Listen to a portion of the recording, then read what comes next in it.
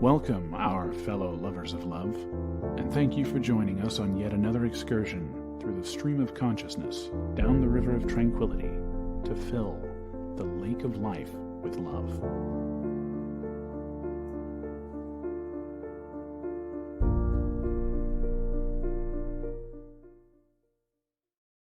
And good evening, all of our fellow lovers out there. Welcome to another exciting? No, not exciting. Well, maybe it's exciting. We don't know. We're gonna have to find out what kind of episode. I'm looking forward to it. What kind of episode this is. So, well, we've got just questions from the Reddit tonight.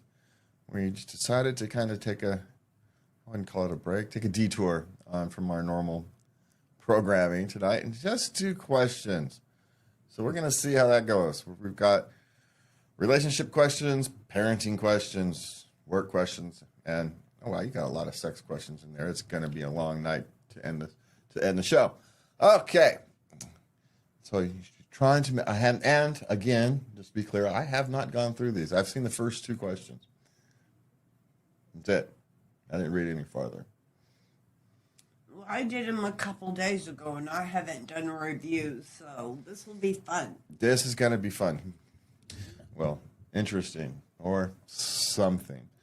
All right. It will be something if nothing else. It should be fun. It should be a good time because we're doing questions. And quite frankly, these go back to our origins, our roots, just when you kind of just asking and answering questions. Is what we used to do in the beginning, yes. So, and you can always get your questions answered by sending an email to love@latenightLove.us, and email Lovey will get back to you, likely on the air. And we are Late Night Love. It's been an interesting few years. Actually, we are at show 181. Wow. Yeah, and that's almost every week, 50 weeks a year. So we're over 3 years, 3.5 years. We're approaching 3.5 years. It's been a long time. It's been a strange journey since. Oddly enough, the last year has probably been the least interesting year of the last number of 5. I mean, the most just kind of been a normal year. And that's not saying much because it's not like it wasn't an eventful year last year. It was just the calmest year of the last. Yeah, it's just the most normal year that we've had in, I don't know, a decade. In a long time, yeah. Yeah, not saying it was kind of a normal year. It didn't have its ups and downs. It clearly did. But from years past, it was pretty quiet, all things considered. Of course, we're getting old. There's no such thing as a quiet year when you're getting old. You got large families, children, grandchildren, blah, blah, blah, blah, blah. All the friends and networking. That's the problem with growing old. Your network is large, and much of it is growing older. And, people get older, things happen. They do. They do. I have now entered the years of the procedures. Yeah. Yeah. Well, so have I, but I'm not quite old enough yet. I just entered them early. So, well, we're going through it together. Yeah, so there it is. My earliness is matched your normalness, and so there we go. All right, so let's just start off with some relationships questions, Lovey. What do you got for me first? Well, and let's try to guy. find a way to family friendly some of this. Okay, by the way. Okay. You can find the actual questions where we don't family friendly at our website, latenightLove.us, but yeah, we're going to try to family friendly some of this stuff on the fly. So, okay. All right. She called me when my dog died. Is it over? My guess is it's over. You're just asking for validation that she's not respecting you, and you shouldn't have to deal with that in a long-term relationship. They should be supportive. I mean, look, it's perfectly fine for her to not understand the relationship you had with your dog. Right? It's perfectly fine for her to... Calling him a wimp, that's mean. Yeah, and just to say, and let's just be clear, right? We're family friendly in that phrase. We're family friendly in that phrase. She was a little harsher. She called him the P word. And so there's the real question is she's not mature enough to know when to not express herself. You know, not everything needs to be said.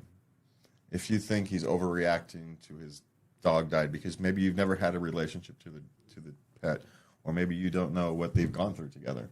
You know, you don't know that dog was his only friend through a bout of depression, and that's really what he's upset about. He's lost what he feels is a support system. And because she is unable to deal with her emotions surrounding it, her lack of understanding, she, instead of dealing with that, she, you know, insulted and humiliated him emasculated him for some reason, and we don't know. And so is it over? Probably, because you probably can't get over it. Is it necessarily a relationship ender? It's a relationship nexus. It's one of those decisions that your relationship will change after this, one way or the other. You could deal with this properly, and you could both find a way to mature and move on. Not very likely, but you could. But yeah, most likely it is a sign that she doesn't actually love you unconditionally the way you need to be. Because even if you feel that way, during that time period, you shut up and you support them, right? Even if you don't understand it. Even if you feel they're overreacting, you know, you respect their emotions. That's one of the times where you take one for the team, right? And she's not willing to do that, and that's the actual problem. And so is it likely over? It was likely never as deep as you thought. So yeah, find someone else who actually cares about you. Okay. What's next? My 23 male friend, 24 female, kissed me 1 hour ago while she was drunk.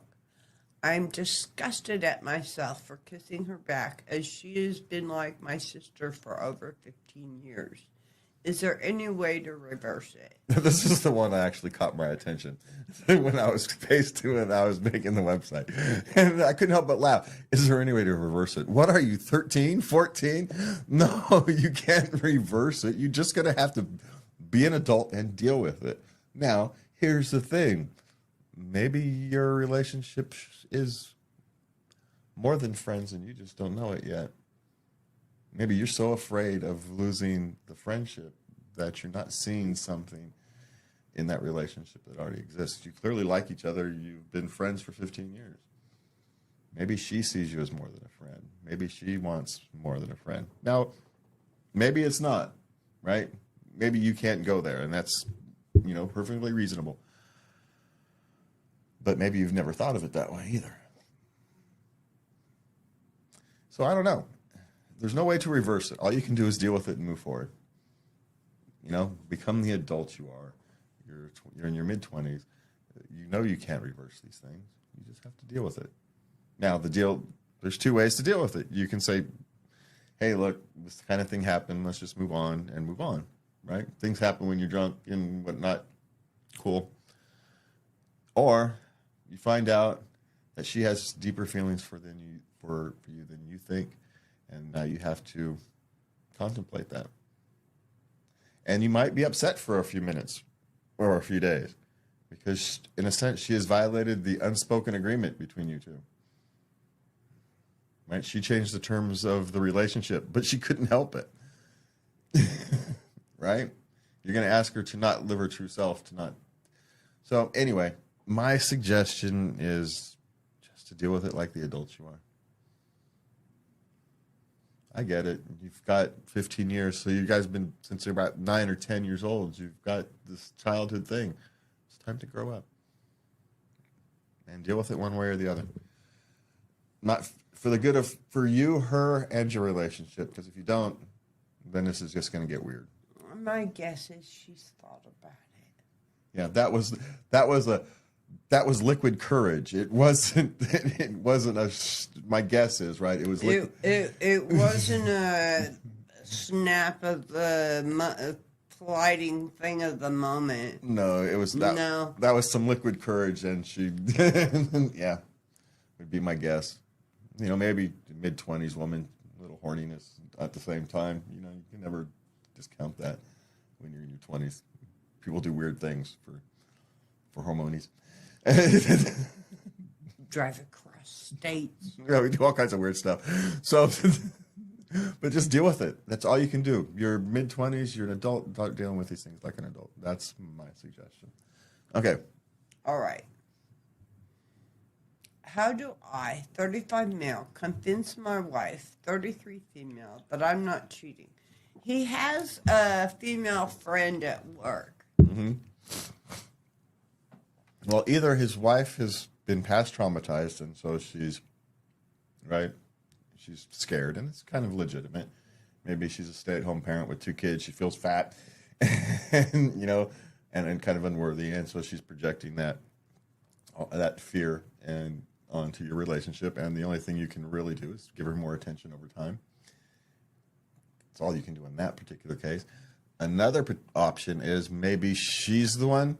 Maybe she's projecting. Oftentimes, cheaters, try to divert attention by not saying it is, not saying it's not, but that's another potential thing to look for.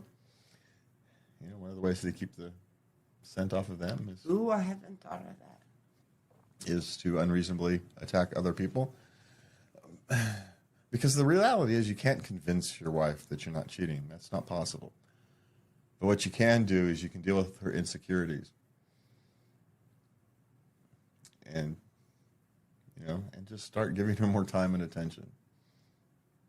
Don't make big grand gestures. Just slowly over time, dedicate an extra 20 minutes a day to start. Or you just spend some time with her and work your way back. Because that's what she's actually missing. She's feeling insecure. You're spending a lot of time at work. You're spending close to this person. She's got her own insecurities, and it's just feeding those. So feed something positive into that, and that will make the difference long term. There's nothing you can do short term, because the more you try to convince her, the worse it's going to get. So it's one of those goofy feedback loops. The harder you try to, Yeah, unfortunately, they roll like that, yes. Yeah. So deal with the underlying issues. Mid-30s woman, probably dealing with kids. She's probably not all that happy with, whatever circumstances she finds herself, a couple kids. She's not feeling fulfilled. So help her deal with her insecurities. That's, support her. Give her a little more time. Okay. All right. My wife, 24 female, is telling me, 24 male, to stop drinking entirely so I don't end up like her dad. Is this reasonable? Her fear is rational, right? Yes. She has a long experience with an alcoholic father. She sees, whether it's there or not, she sees some reflection of that in her current relationship, and she's scared. And she wants to cut it off. How reasonable it is. My question to you is, what's the purpose of your drinking? Is it just pure recreation? You come home after a long, hot day at work, you have a couple beers. That's a different thing than if you're drinking to wash your troubles away. And so you may have to find a compromise. Maybe the compromise is you don't drink around your wife. You don't come home drunk. And she's going to have to accept that on occasion. You're going to go out and have a long day fishing with the boys so you can go and recreate. That may be your compromise. But her fear isn't unrational. It's a rational fear based upon her experience. The sad thing is, this is one of those things that should have been dealt with as you were building your relationship. It should have already been dealt with. And so, you've got a difficult negotiation to be dealt with, to do at this point. But that's what it's going to have to be. And I would respect that. People dealing with alcoholics, children of alcoholics, have real trauma. And, you have to be very careful how you tread, because her feelings are real. Don't dismiss them. That's good advice. Yes. Yeah. Okay. All right. My boyfriend says he will leave me if I go to therapy. He says he will lose me. He's afraid the therapist is going to point out the bad things in their relationship. Well, good therapists don't point out bad things in your relationship. Good therapists let you express the bad things in your relationship so you can deal with them. The point is, you actually need to find out the bad parts of your relationship so you can deal with it. But in a sense, just like the fear of the question before, his fear is rational. It's not an irrational fear. Right? People go to therapy and they change. That's the whole point of going to therapy. So there is a rational fear that I'm no longer going to, but you know, it's one of those, it gets to the point where if you love something, you have to be willing to let it go. And you have to trust that if you love them and you support them, they will come back to you. And so his fear is rational, and so treat it rational. Don't treat it as an irrational fear, but treat it as, I need to work on myself. Can you help me with that? And by doing that, can you support me going to therapy? You change the way you're phrasing it. You're asking him to support you becoming a better you so you can support him being a better him. You know, explain why you want to do this. And make it about your relationship together, because it is about him as well. You want to be a better spouse to your boyfriend, or a better girlfriend to your boyfriend. You want to be a better person. And men have a problem. He likes you the way you are. So he's afraid of change. Yes, he's afraid of change, and he's afraid that the new improved you, he's not going to be good enough for you. He's got his own insecurities. He's afraid of being rejected. She's going to go off. She's going to get better. And now she's not going to want me anymore. That's what he's actually afraid of. Deal with that. Don't argue over the therapy. Deal with his insecurity. But you should be going to, if you think you need to go to therapy, you do need to go to therapy. So it is one of those things where he is going to have to learn to deal with it. But, you know, deal with his insecurities and go to therapy. A good therapist could actually help you with that. Oddly enough, help you. A good therapist will help you negotiate this. Yeah, he'll help you navigate these rough waters, and they are rough waters because change is rough. Okay. All right. My fiance, 29 male, and I, 33 female, but no kids at our wedding. But my family isn't taking it well. Any advice on how to proceed? If you want no children at a wedding, you must have a very, very small wedding. If you want a wedding with that includes lots of friends and lots of family, well, friends and family come with children. You want to spread that joy. I have no problems with people who wanting a small private ceremony. They don't want distractions of children. That's great. That's what you want.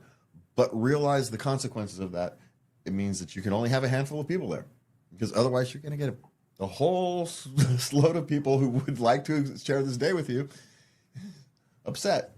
Now, people understand. Oh, they just wanted a small wedding. It's great. It's fine. You know, but if you have a big wedding, but you exclude a third of the family because they're not young enough, because they're not old enough, people don't understand that. Because it's you being selfish. And it's your day. You have the right to be selfish, but you can't be half selfish, half not. You can't say, I wanted to be surrounded by my friends and family, but but not the ones that come attached to our friends and family, the ones they care about the most. So you want a small, intimate wedding without children? Fine, have a small, intimate wedding without children. You know, get the bridesmaid. The best man, invite the parents, and that's it. Yeah, maybe the parents, maybe just run off and elope, and you get people to do it. You know, have strangers to do it, and then have a reception or invite everybody. But my thing is, you know, if you don't want kids, then you're going to have to downscale, because if you invite a lot of people and then don't invite their children, they're not going to be happy. They're just not. Okay. And grandma's not going to be happy because that's the time she gets to see the grandkids. and all the cousins and little kids that, all the little kids she doesn't get to see. So, so that's why people are upset. These are opportunities for families to get together and see people they haven't seen before. And, they're perfectly fine if you want a small wedding. So have a small wedding. That's my suggestion. Okay. Okay. What should I, 25 male, do about my coworker, 31 male, having a crush on my 25 female girlfriend? Oh, this is the easiest answer that we're going to have probably all night. You do nothing. There's nothing to do. Crushes happen all the time. They come and go. It's not a big deal. As long as no one acts on them, there's not a big deal. And if there's no action, then there's nothing to do. So you do nothing. It was a huge revelation to me that in a relationship, I could love someone and yet have a fleeting crush on someone else. Yeah. And then what happens is, oh, yeah, that feeling's not right. And so you move on relatively quickly, right? It's just you're human. You have these instinctive reactions. Well, it's like, and what I come to very quickly is I greatly admire them. And it's like, that was a nice thought, but yeah, or they have. I'm content where I am. Yeah, and just because someone has, you see lots of nice qualities in your girlfriend, so why wouldn't you think somebody else would as well? Right? It's not him you don't trust. Your girlfriend is fine. There's nothing to do. So, unless you think you're not holding up your end of the relationship and you've got some fear that she's going to get stolen from you, but that's an easy thing to do is pick up your game. But my guess is it's all in your head. Just do nothing. Be a better boyfriend. How's that? It's always a good idea. It's like drink water. Just stay hydrated. It's always a good idea. It's not actually an answer to this particular question. It's just a good suggestion in general. It's good. All right, what do we got? Me, 25 male, and girlfriend, 25 female, are estranged after I was kissed by someone else against my will. What can I do? It's not putting yourself in a position where someone else can kiss you against your will. Is probably something you would need to learn going forward, but probably not. There's probably nothing to do. Maybe start looking for another girlfriend if she's going to react in a way that you find is, I don't know. This is one of those things because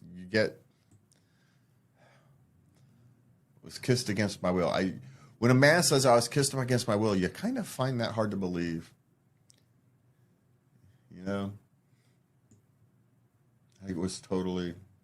What was the circumstances? You're at the bar, you're at the club, you're dancing with somebody, and she kisses you. Okay. Okay, now, I've had quick pecks, someone's stolen a kiss, but when they come in for the kill, you can avoid that. If they start it, you turn away. Push them off. Yeah, it's just one of those drunk things from back up above. My guess is both of you need to mature, right? She's overreacting, and you put yourself in a position that allowed for that overreaction to take place. Both of you need to accept some responsibility for it, but my guess is you aren't actually meant for each other. Pure guess. Pure guess, huh? Well, okay. It's a guesstimate. A guess based upon experience, I suppose. There's some levels of immaturity here, and you're both got level. You're not ready. It's not the real one. Because it's the real one, you're no longer putting yourself out in the. Anyway. I'm just gonna get myself a hole in that one, so we're just gonna move on. I don't have a good answer for that. So, what can you do? I can go. If all else fails, play dead. Do nothing. Let it play itself out. There's my answer. Okay. Okay, we're moving on to parenting questions. My son steals cigarettes from me. What do I do now? He's 15. Make him buy his own? I had to find a way to buy my own cigarettes at 15. Now So did I. It was a vastly different time, but I don't know. This is one of those things. Steal is probably a little harsh of a word when you're talking about it in a cigarette, or how it depends upon how many. I suppose those things are expensive now. I don't know. I guess you just have to have the discussion. The question is, I'm not sure which discussion you need to have. The discussion of being honest and ethical, or the discussion about, cigarettes are going to kill you. Don't do what I do. And that's an even more difficult one because you're having a discussion as a hypocrite. So have the discussion about theft is wrong. I guess. That's a tough one because he's going to throw the hypocrisy in your face and he's going to have a point. And you're going to have to know how to deal with that. You're going to have a strategy to deal with that going in. So good luck with that one. Okay. I didn't have any good advice. I can tell you what I did when I caught my daughter my youngest daughter stealing cigarettes from me. Mm-hmm. We both went to stop smoking classes. Oh, yeah, that'll stop. That'll do it because they'll hate to do that again. You don't want to do that crap again. Yeah, he'll start finding a way to buy his own. Weekly support group. Yeah, that's actually a good idea. There you go. That's why we do this together. Okay, so what's next? My 7-year-old ate 24 clementines today. How to address? Okay, she's got 4 kids, and her solution to the snack issue is to keep a lot of fruit around. Uh-huh. And in one sitting, he was sitting there reading, and he just absentmindedly ate 24 clementines. Yeah. And she finds this shocking and disturbing. Well, he's probably going to get a stomach ache from it, but I somehow doubt there's any long-term health effects from it. He was fruit hungry. Maybe his body needed the oranges. My guess is he was just mindlessly eating, and it tasted good, so he's just going to mindlessly eat. And, boys will just eat. They're just like human garbage disposals. You can pour stuff down there. They'll just eat. If you got food in front of them, they'll eat it. So the solution to this is, as someone who's raised a bunch of boys, is don't put the food out. Put it away, and you won't mindlessly eat. My solution when I raised a bunch of kids was I only bought 2 days worth of food at a time, because otherwise, if I bought a week's worth of food, they eat it in 3 days, and so the solution was to only buy a couple days worth of food at a time. That way, it would actually last 2 days, because they could ration food when it got down to the end, but they couldn't ration it when they're boys. They get hungry and they just eat like freaking herding animals, and so. And they can't help themselves. And so rather than set up a fight or put locks in it, just screw it. I just don't have the food in the house in the first place. They'll have what they need for the next couple of days. We live 3 blocks from a grocery store. It's not a big deal. And so it's a better solution. So, yeah, just put your food away. Try that. Don't leave it out for him to eat 24 of them. Okay. Okay. 8-year-old is staying up late, sneaking books into bed. What can I do? As long as he's getting up and going to school on time, you do nothing. That's what you do. You do absolutely nothing. How's that one? If it's impacting the rest of his day, and I don't mean he takes a nap in the afternoon. I mean, if he can't get up in the morning and get off to school and that kind of thing, then you may have to address something. But if he's getting up and going to school, you do nothing. Sneaking books into bed is one of those things. It's a good problem to have. So let it be. That's my suggestion. Yeah. Yes. Yeah. That's Kids reading is never a bad thing. No, and enjoy it while he's doing it, because it will stop once he gets. Oh, no, it might be a girl, so it may not stop. But boys, it usually stops once they hit like 12. So enjoy it while it happens. If it's a girl, she'll do that for the rest of her life. So it just is. Okay, so what's next? How to talk to my soon-to-be 4-year-old about death. They have a close family member who is terminally ill. A 4-year-old can't actually understand much of the concepts. So you have to simplify it to something they can understand. And we're not going to be able to see cousin whatever anymore. And then you're going to have to deal with it later going on. And in fact, there's probably not much to talk about with a 4-year-old because they really can't understand the concept.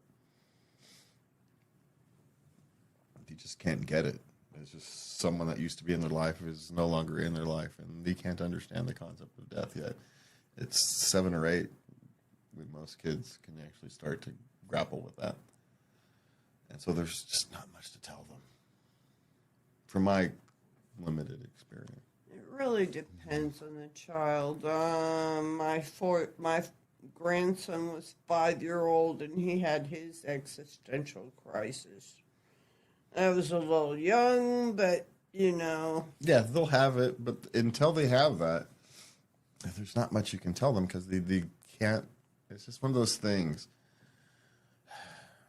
Because you can't sit down and have a rational, logical conversation with a 4-year-old. Right?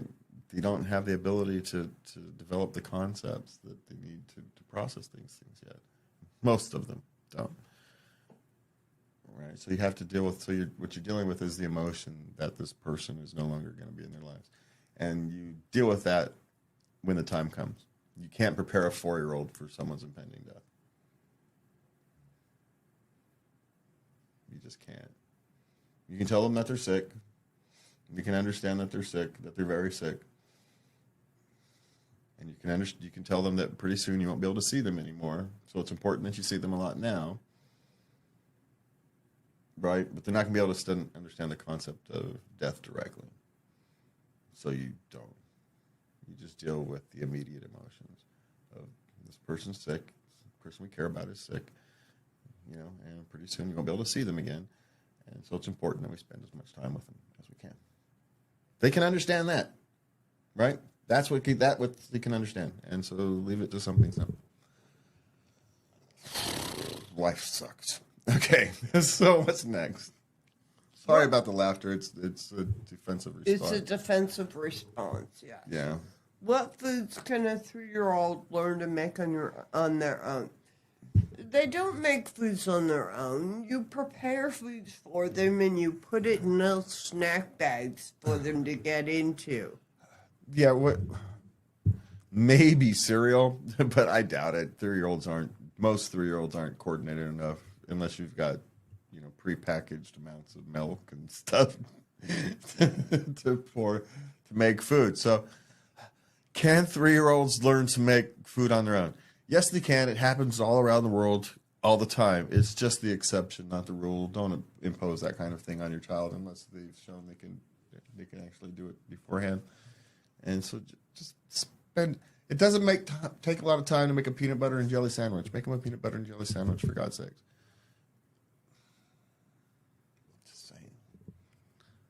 What food can a 3-year-old learn to make on their own?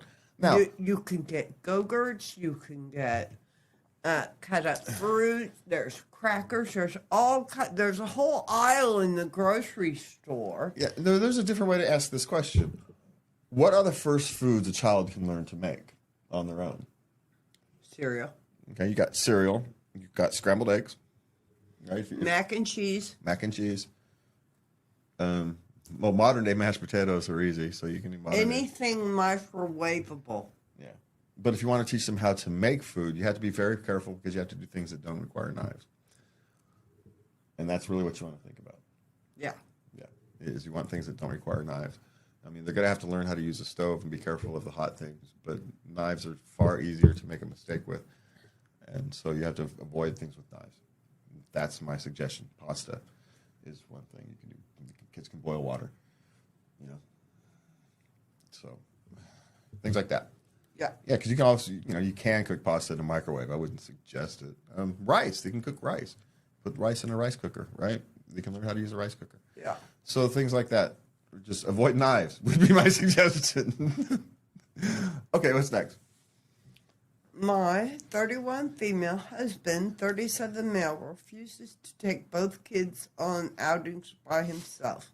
Their ages 2 and 5. Any suggestions?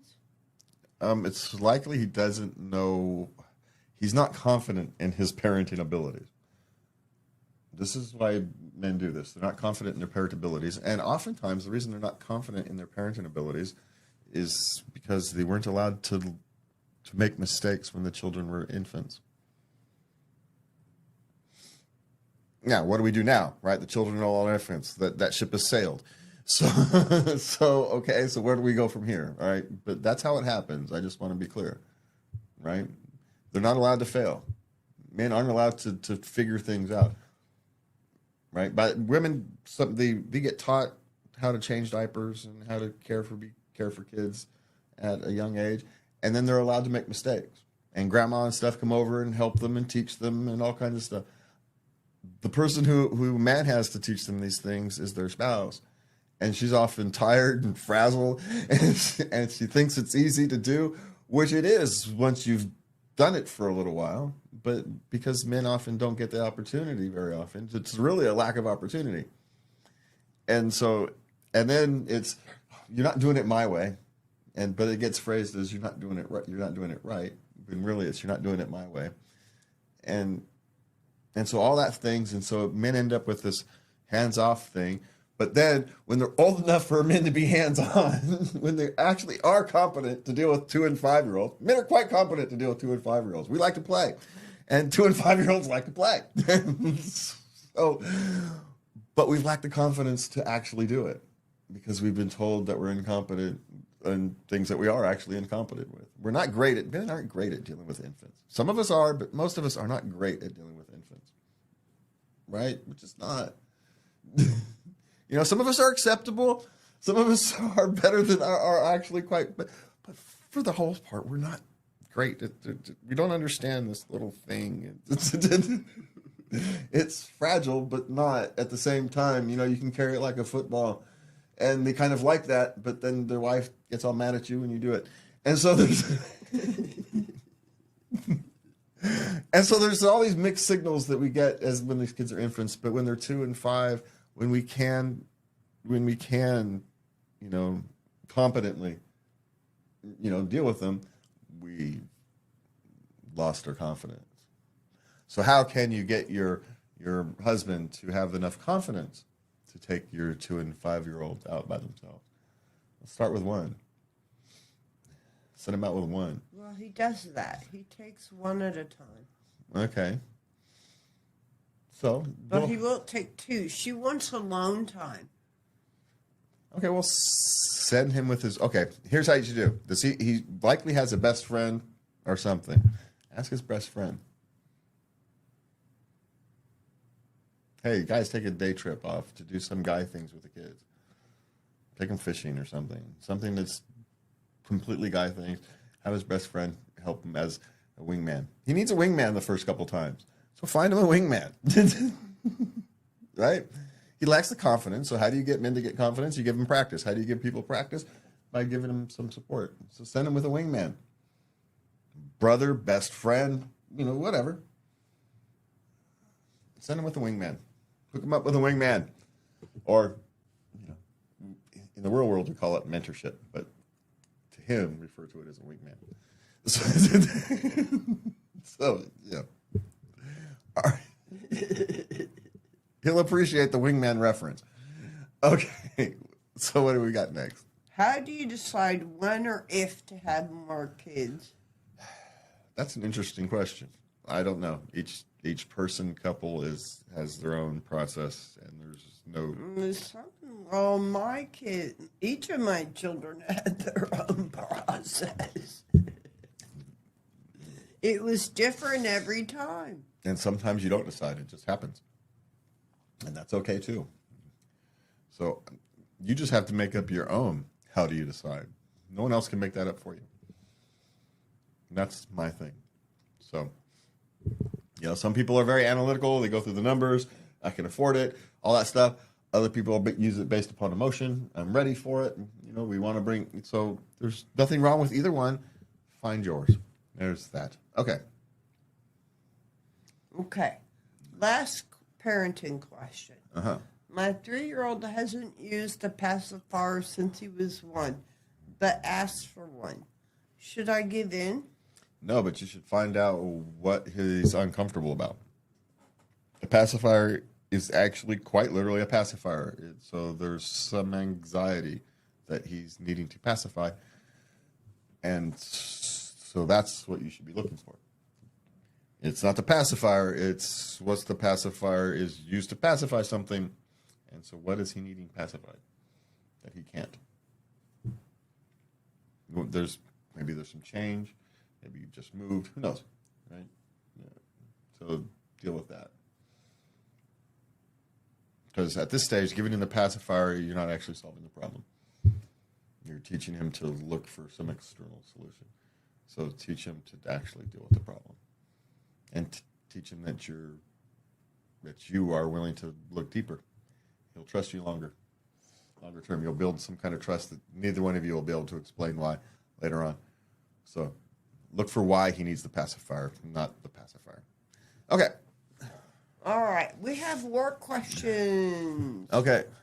Men, what are your thoughts on a woman bringing baked goods into work? She's a baker, and she's the only female in a male-oriented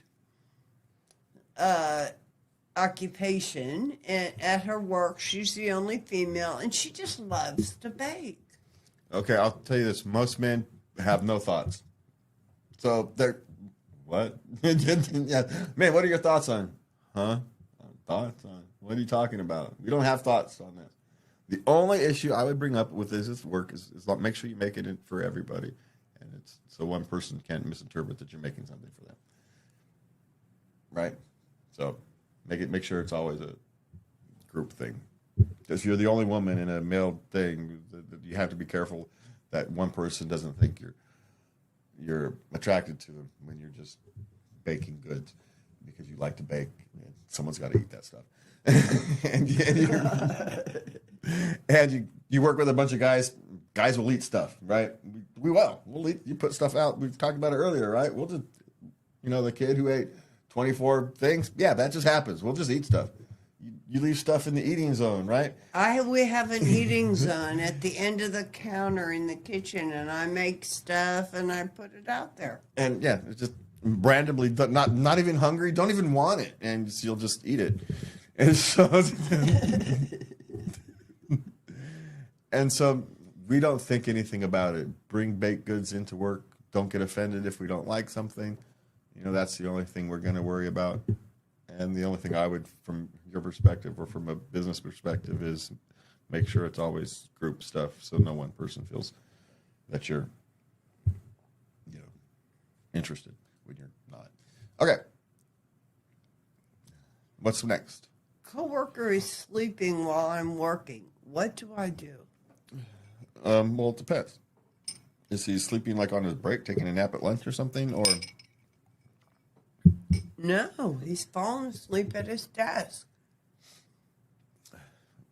Well, I actually might bring it up with him first. Well, he told him he's not going to report it to HR, but he's not going to lie for him if somebody says something, asks him. Yeah, well, that's probably the way to deal with it.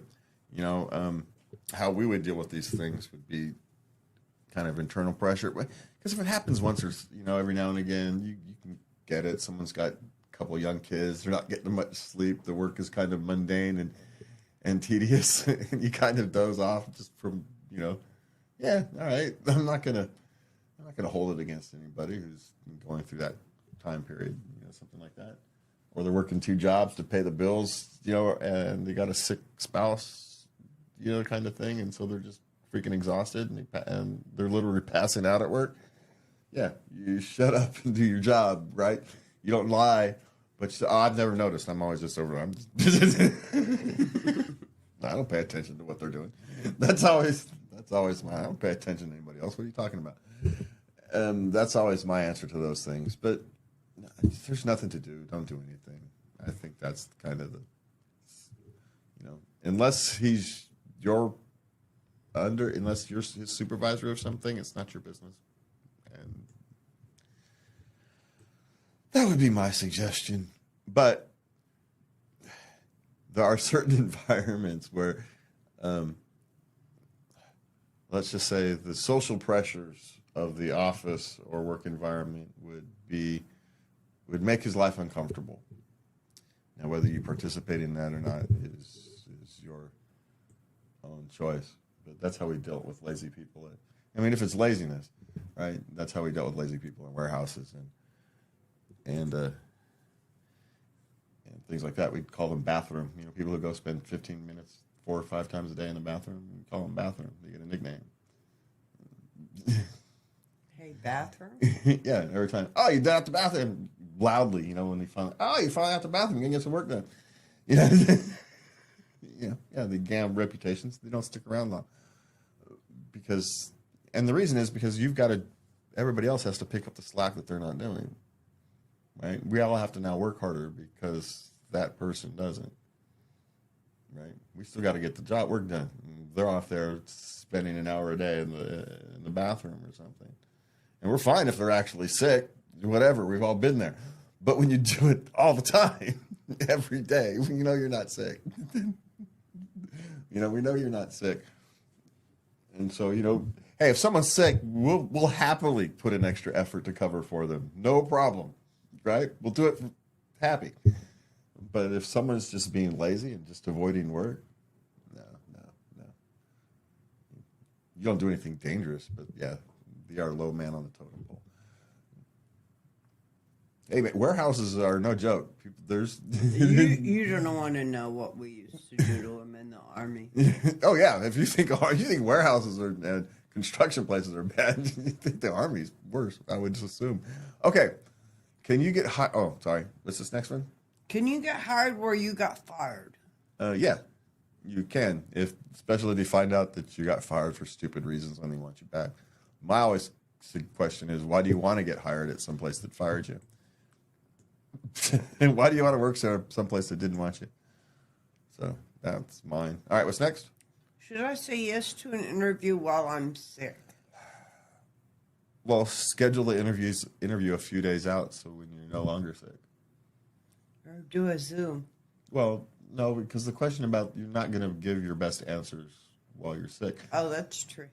So you might say, hey, I'm dealing with a cold at the moment or something. Just try to schedule it a few days out, and hopefully you get less sick. Depending upon the culture of the place you're applying to, you going to the interview sick and soldiering through, maybe a plus or maybe a minus. So schedule it a few days out and hope you get better. That's my suggestion. Okay. How to deal with controlling people in the workplace in a polite way. Kill them with kindness, my friend. Yeah, I mean, some people would say malicious compliance. I say kill them with kindness. If people are controlling, you can do exactly what they ask. And oftentimes, they don't actually want you to do exactly what they ask. They just want to feel in control. But, my thing with controlling people is if they don't have any control over you, then their controlling behavior has no impact on you. You just do your thing, and it's not relevant. If they are like your supervisor or something, well, are they controlling or are they doing their job?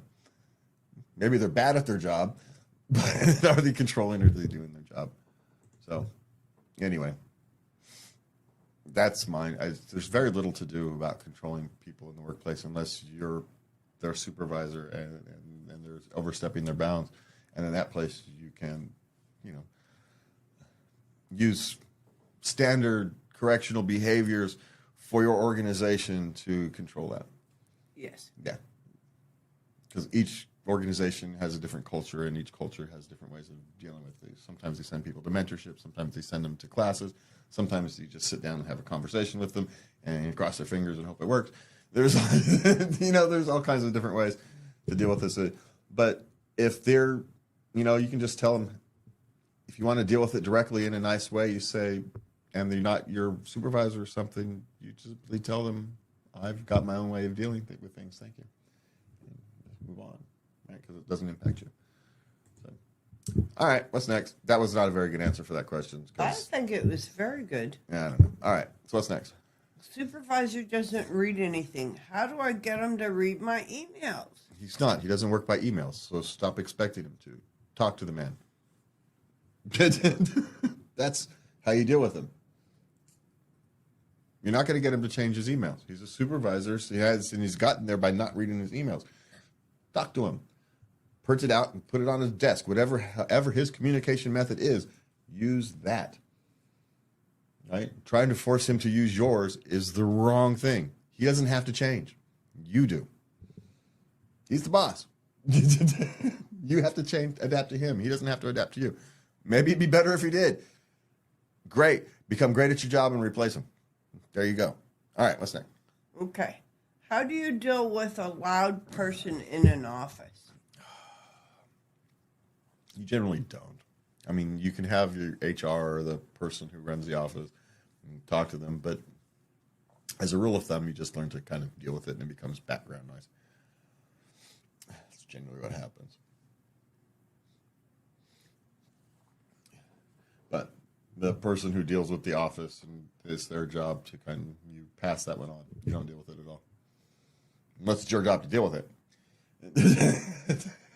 Then all you can really do is have conversations about making sure their volume levels are appropriate for their environment. Oftentimes they just don't know. Maybe they're hard of hearing, or they've come from a loud environment where you have to talk loud. That actually happens a lot when people work in a warehouse and then go and move inside. It's loud out there. And then they come and work in a quiet environment, and their natural thing is just louder than what the environment and it takes some adjustment. So, but unless it's your job to deal with, don't deal with it. It's not your place. Mention it to the person whose place it is to deal with. That's how you deal with it. Okay. But if you are the person who's to deal with it, you just simply talk about volume levels, conversational volume levels in the office. They may not even know. It may not be as awkward a conversation as you think. Okay. Excuse me. All right. Coworker not pulling weight. Boss siding with them. Next steps? Find a new job. Because maybe you don't know what your coworker's actual job description is. You don't always know what your coworker is doing. So what you think is not pulling his weight, maybe that is only part of his job. Maybe he has other responsibilities. And because it's none of your business, it's none of your business. And that's why the boss is siding with him. Now, it's a crappy way to do business because you should know what his workflow is, so you can not feel that you're being taken advantage of. So you can know, okay, he's got accounting issues to deal with, or he's dealing with marketing things, or he's working on the website other times. Whatever it is. Maybe he's got some other tasks that's taking up his time, so he only doesn't. So his, the thing that you think he's not pulling his weight with, is only 50% of his job. So the fact that he's only doing half of what you think his job is completely reasonable, because it's only half his job. And this happens far more often than we think, right? Someone has a job that they have, and so one person thinks that I'm doing far more than that person is. Well, you are, but that's only half their job while it's all of yours.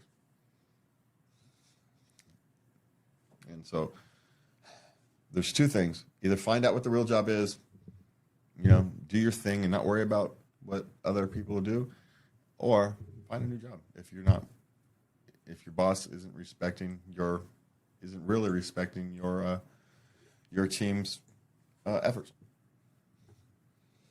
That's it. choices are to accept it, to learn what's actually happening so you can understand more, or to move on. There you go. Because there was an interesting thing. It's not your job. It's your employer's job. And you're choosing to do it or not. And so you can choose to do it or not. Okay, what's next? Okay, we have 6 questions. Oh, wow. Okay, we're going to have to blow through these quickly because we are running on thing. Okay. How do I get my wife to explore her kinks and let her guard down sexually with me? You have to get her to trust you. Maybe she doesn't have kinks. Ooh, I hadn't thought of that. Maybe you're wanting her to explore something she doesn't actually have. Not everybody has kinks. Some people just like the emotional connection that normal old sex gets. You don't need the excitement of more. You know, you get enough in life. You know, not everybody needs that. And so now, having your discussion about getting your needs fully met or met enough should have probably happened before you were husband and wife. So now you have to deal with the way life is. You have this, I don't want to call it incompatibility, but you have this thing where you need different activities than she does, and which one of you two is going to have to compromise? Or are both of you going to have to compromise a little? I don't know. That's one of these things where a therapist will help you navigate what is very difficult conversations. So unless you're very good at conversations, I would actually might want to look to a therapist, maybe one who specializes in sex, but I would actually go with a general therapist because there's probably some underlying work that needs to be done before you can actually deal with the sexual exploration part of it. Okay. Yeah. Yeah, because that's a very difficult conversation that you should have had before you were husband and wife. Okay, what's next? I, 20 female, don't seem to feel anything during penetrative sex. Are there any recommendations what I can do to change this, or is this just what it is? Well, you're 20. You know, your body will change at 35. It's not going to be the same. That's your sexual peak. Well, So, I mean, you can look, the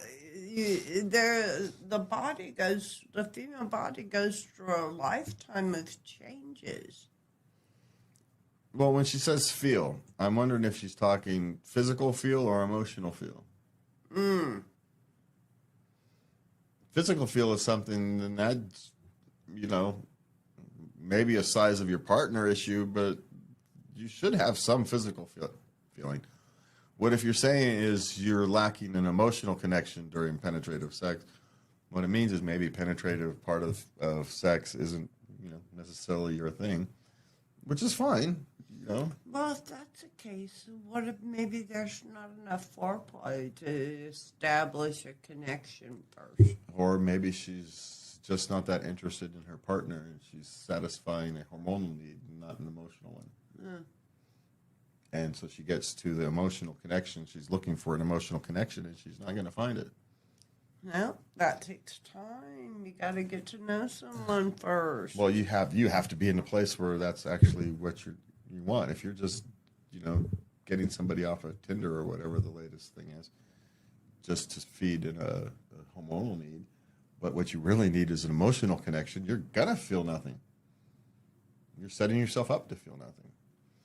So it really depends. So if that's a physical feeling, that's maybe a medical issue you want to ask.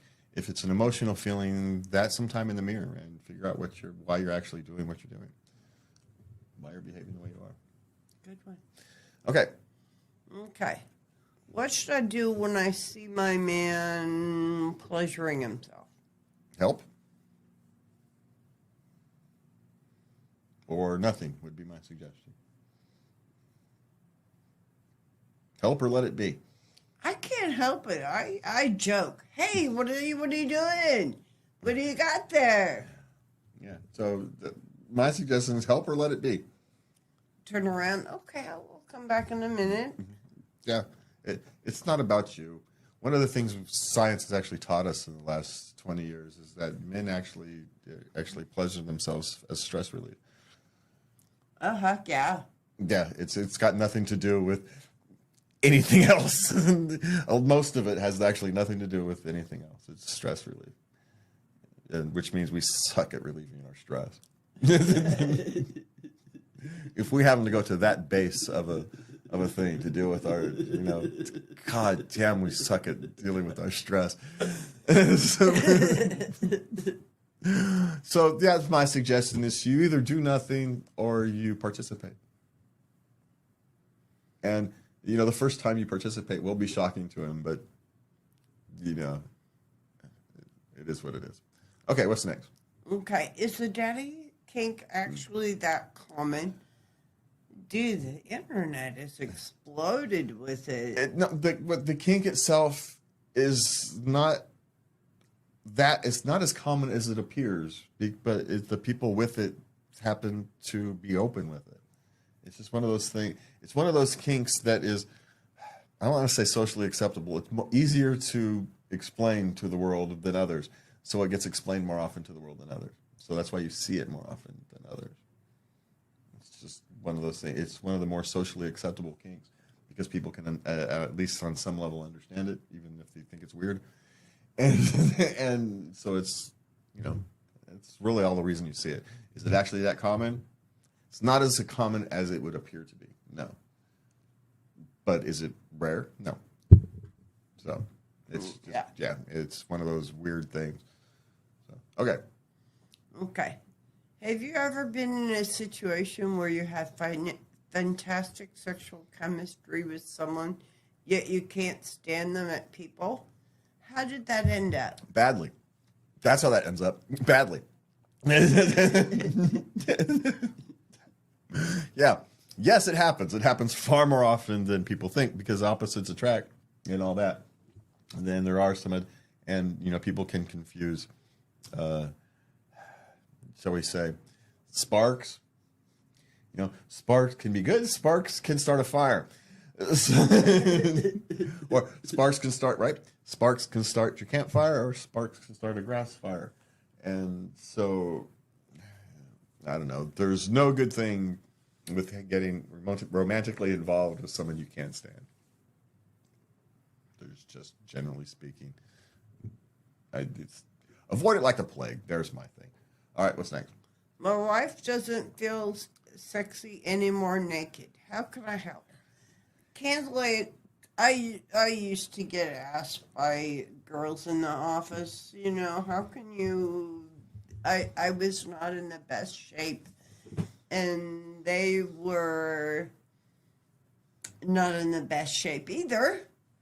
And they would come to me and they'd ask, what do you do? I don't feel sexy. And I would tell them, candlelight and lingerie, baby. Everybody looks good. Yeah, turn down the lights. Well, she doesn't feel sexy anymore. You actually can't do anything with that. All you can do is ensure her that she's still sexy to you. That's all you can control. And so you reinforce what you can control. That you still love her, you still find her attractive, you still find her desirable, and don't ever deal with the rest of the world. Right? Just focus on how your feelings for her, because that's the only way you can help. Women go through we all go through it, right? I do the same thing. You look in the mirror before a shower. Good Lord. You're a Greek god to me. See, that's the thing, right? I know it's not true, but, as long as she thinks I'm attractive, it's all good. You're the only one that matters. Sometimes I want to take pictures of you. Yeah. Rose-colored so I glasses. can have them one for later. I'd tell you to take off your rose-colored glasses, but quite frankly, I prefer your mom. So, I still make you baked goods. all right. So what's next? We got 2 questions left. 2 left. How Yeah. often should bed buddies test for STDs? Well, it says bed partners, Yeah, that's an interesting choice of words. If you're bouncing around, you should probably test for STDs quite often. If you have a long, solid, committed relationship, I don't want to say never, because quite frankly, you can get STDs without engaging in sex. Sex is just the most common, easiest way to get some of these things. It doesn't mean that's how you got it. But I don't know, test them as often as your doctor thinks you should. That's actually a question for a doctor, not for a question for people on the internet. You know, it will vary for your own personal circumstance. So, you know, it's one of those things. It costs a few bucks and it doesn't hurt. But I also do want to question, you don't necessarily have to, you can get STDs without having sex. STDs, they just call them STDs because it's the most common way to transfer some of these things. It doesn't mean it's the only way. And the other ways happen far more often than we think. And so you should actually probably test more often, even if you are in a long-term, completely committed relationship where nobody's cheating. Simply because there are other ways to get it. That's true. Yeah. So. God, I haven't been tested in forever. Okay. All right. Your doctor didn't feel it's necessary, well, that's not true. We did test. We tested for everything when the hepatitis B came, right? Oh, that's right. When you're hepatitis B, and they did do a test on everything when I had my a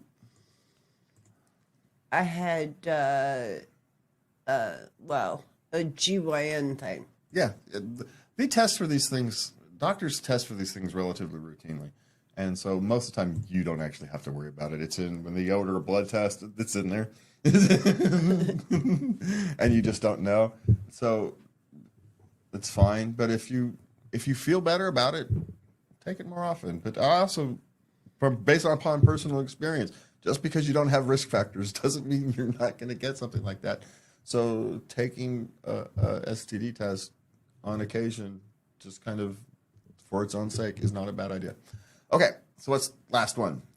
Last question. Are there advocates for people with complex barriers to sex?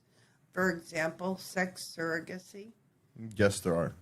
There are, yes. Yeah, they can be difficult to find, especially if you're not in a major metropolitan area. I mean, it becomes harder and harder and harder the smaller, your location is, the more rural you are. But it doesn't mean it's impossible. You can get lucky. You can have one near you. But yes, though there are advocates and there are options for people who need options. They're hard to find because it's one of those things. There's not all that much of a need for it, but the need is bigger than we think. Yes. Yeah, 1% of 300 million people is a lot of people, right? Yes. So that's still 3 million people. And so even if it's just half of that, it's still 1.5 million people who might have some need. So 0.5% of the population has some need for some type of solution for sexuality. That's still a lot of people. And there's only so many people who can help that. And then we demean sex work. So even sex work for medical reasons becomes difficult. And it's just trying to be family friendly on this one is difficult. So yes, there are options. If you need options, look for them. This is one of the great things about the modern world. Go to your favorite search engine and start searching. Go to Facebook or whatever and look. Go to YouTube and type in your search terms and just look. You're already on Reddit, just look. And that's it. We've had some interesting questions here tonight. And we hope you had some fun. Yeah, it was fun. It was actually a fast hour. So that's always a good sign. So for me and Lub, we want to thank you for joining us. Join us next week for who knows what we're going to do next week. Maybe we'll just do more questions. Well, I'm going to look up and see if we have any holidays coming up in September. September is National Cat Month. Oh, there's my topic. So National Cat Month. So, okay, so there we go. Next week, look for something about cats and more questions, as always. So for me and Lubby, what the heck? I forgot my intro. My exit. God, I must be getting tired or something, because now I don't even know what I'm doing. Am I doing my intro or my exit? Anyway, we're out of here. Good night, and please remember to love everybody. Good night.